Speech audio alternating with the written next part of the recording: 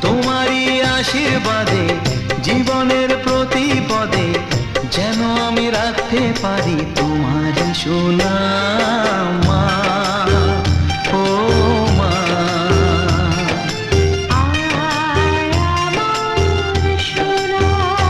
ও স্নেহের ছায়ায় ভালোবাসায় ঢেকে রাখে যে, অনেক জ্বালাশয় বুকে জড়িয়ে রাখে যে, তারই আঁচলে মুখ লুকিয়ে রেখে জীবন আমার কাটিয়ে দেব তোমায় দেখে মা।